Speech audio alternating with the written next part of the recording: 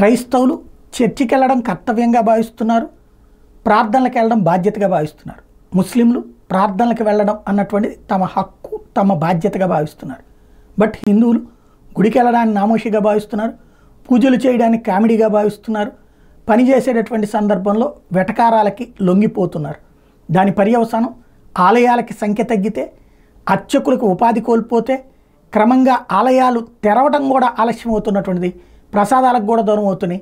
కాస్త కోస్త బాగున్న ఆలయాల్లోనేమో భారీ డబ్బులు వసూలు చేసి ప్రభుత్వాలు హిందువులని ఆలయాలకి దూరం చేస్తున్నాయి.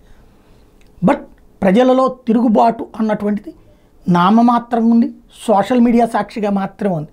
పర్యవసానం హిందుత్వ అనేటటువంటిది సవాళ్ళని ఎదుర్కోవడం పతాక స్థాయికి చేరింది. ఈ రోజున మన పక్కన ఉన్నటువంటి వాళ్ళే మతం మారుతుంటే మనమేమీ చేయలేనటువంటి పరిస్థితి, పైగా వాళ్ళని ఫీల్ అవుతా కూర్చుంటున్నటువంటి పరిస్థితి.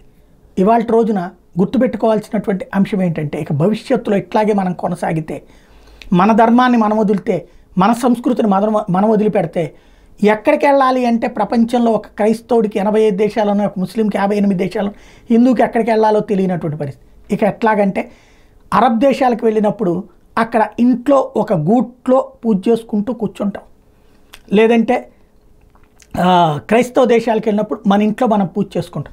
అట్లాంటి స్వేచ్ఛ మాకున్నది అని సంతోషపడటానికే పరిమితం కావాలా, లేదా ప్రపంచంలోనే అతిపెద్ద జనాభా కలిగినటువంటి హిందువులు అనాలి? ఎందుకంటే ఇది మొత్తం హిందూ దేశం కాదు.